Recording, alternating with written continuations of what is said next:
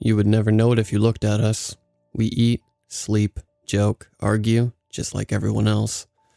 People are adaptable, if anything. Behind it, all my family has kept a secret. One that has been gnawing away at us for generations. Every single one of us is cursed. Some more than others. Abby, my niece, is the least cursed of us all. She's only 12. Her time will come soon enough. Howard, my oldest brother, is the most cursed. He has always been a selfless man. And me, I fall somewhere in the middle. Our curses come yearly on the 10th of December, and we get to decide who among us will take them on. That's the extent of our control. My husband begged to take my place last year, but I declined. I could never do that to him. When we met and fell in love, he had no idea what he was getting into. I told him when he proposed.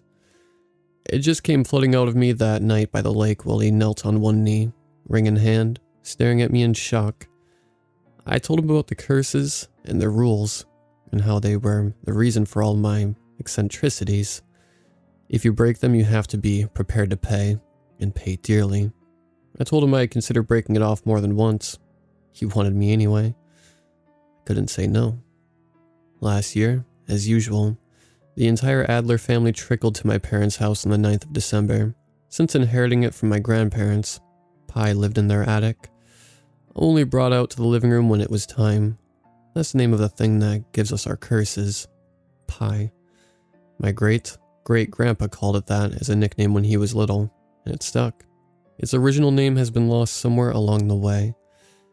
How my parents carry on day to day with it in the house, I don't know.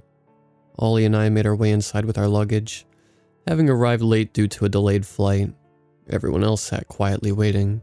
There was a few nods of greeting, a couple of hugs, but the vibe as a whole was tense. In bed, Ollie leaned on his elbow and stared at me. I saw you talking to your sister and mom. They know who's going this time? I shook my head. No one does. We'll just play by ear tomorrow. He laid back down. It was only his second time. And being a very organized person, he hated how we didn't talk about what was going to happen or agree ahead of time which of us would take the curse. He never understood that we chose to put our heads in the sand 363 days a year. That's the only way we could cope. Some of us had curses we had to constantly be on the lookout for, things we had to avoid. He just didn't understand the stress of it all. Yet. Howard can't take on another one, he mused. Neither can your folks. I rolled my back to him, not wanting to get into it right now. I already knew I was doomed to a night without sleep. I at least wanted it to be quiet. He continued, hushed. Liz is pregnant, so she's out. And Richie, is it? He got a real bad one, so it's not fair he takes another. John can't cause, well, he has issues. So who does that leave? Babe, please, just leave it, okay? We can do this tomorrow. The bed moved as he slid over and snaked his arms around my waist. Abby, Nate, Helen, you. Please, just no more. He kissed the back of my head. And me. We ate breakfast around the big table. Bacon, eggs, juice, pancakes. Howard had rolled oats and coffee. Not much in his life wasn't impacted or restricted by his curses. Watching him broke my heart all over again. At noon, we drifted into the living room. Mom had placed pie on the mantelpiece. Looking at it, you'd never know the misery it caused. Carved from wood, it was a blocky, clumsy thing that somewhat resembled a bullhead, except with a shortened snout and circular eyes. The mouth was ajar and carved out, just big enough for a hand to fit inside. Mom brought in the yellow book, our tattered guide to some of the curses compiled by someone or something. Probably when all of this began. It had been added to be a very long line of descendants over the years as well. She placed it on the coffee table and took a seat, hissing as she did so. Her very last curse had not been written in the book, which left us in a scary limbo for fear of accidentally breaking a rule. In time we realized it was a physical curse that had manifested as rheumatoid arthritis. We added it to the passages. Abby scooted onto the floor, staring up at Pi eagerly. I can do this one, if you guys want me to. She was so brave, so much like her uncle and her father. Richie immediately began to sign in her general direction. Helen, my big sister, dressed in all black since her last curse, vetoed colored clothing, put a soothing arm on him. It's alright. She won't be taking one. She shot a stern look at Abby, who stared at the floor, frowning. Richie went on, "You won't be either, Helen. We've given enough." "Yeah, well, that's how this works. Suck it up. The kid wants to do it." John, my older brother, sniffed. He was shaking and kept licking his lips, probably withdrawing already, I realized. He wouldn't dare bring his smack into Mom and Dad's house. Hell, give it a few hours, and he'd probably volunteer just so he could get it over and done with, and go get his fix. Richie began signing some insulting things about John's life choices, and John sneered back. "Hey now." Dad began, but interrupted himself with a coughing fit.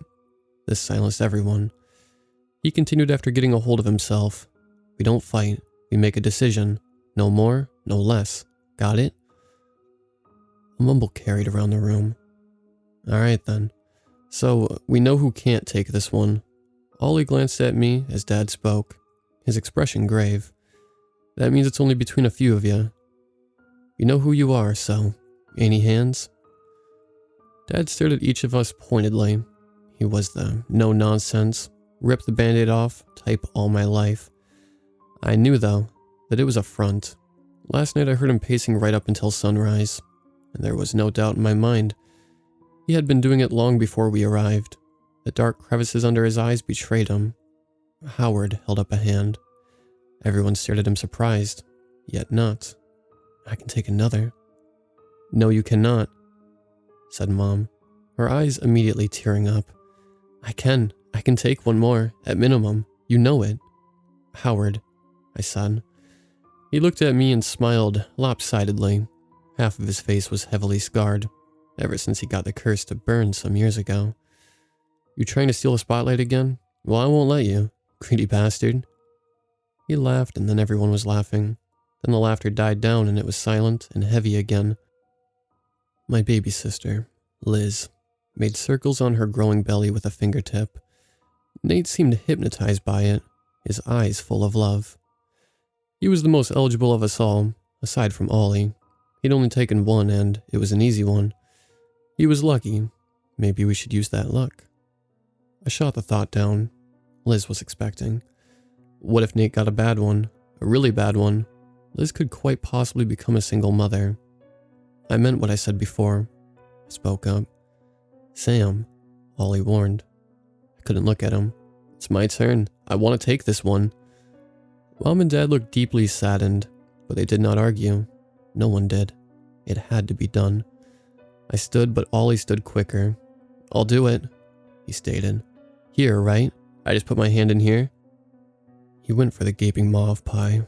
I ran ahead of him, physically blocking him. "Don't be stupid." "I'm not. I know exactly what I'm doing. I'm taking it, all right?" He tried to pass again and I shoved him back. "Sit down." He stared at me. He could overpower me, and I could tell he was considering it. "You made me a promise, Oliver. I take promises very seriously. I get to choose when you take one. Don't break this promise. Don't do that to me." His eyes faltered, and then all of a sudden he sat down and willed into the sofa, eyes closed. John scoffed and wiped his nose, about to launch into some kind of rant.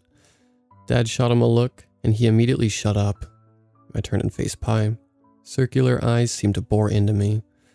I looked over my shoulder at Howard, his expression even and stoic, and what I needed to continue. I stepped forward, hand out and flat, and slid it into the void. Instantly a minor pain bloomed on the back of my hand, much like a pinch, and I snatched it back and immediately covered it with my other palm. My heart thumped like a racehorse. All eyes were on me, and I could barely stand it.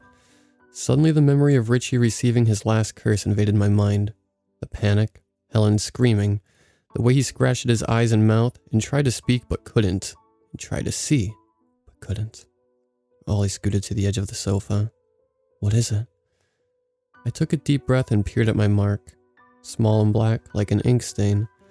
It was the rough shape of a diamond. In a few months, it would be gone, soaked up, unlike the curse it represented. That was forever. I don't recognize it, I said, though that didn't mean much. I pored over the book a lot as a kid, but there were simply too many curses to memorize. I showed the mark to Mom. She moved the book to her lap and carefully began leafing through pages, Abby hovering over her shoulder as she liked to do. A minute later she froze, eyes wide, finger pointed at a line on a page. "What?" I asked, voice pitching. "Just tell me." Ollie squeezed my hand. His was sweating. 30 million heartbeats, Mom uttered. Oh boy, that doesn't sound good. I almost fell down, but Ollie kept me standing. "What does that mean?" he practically shouted.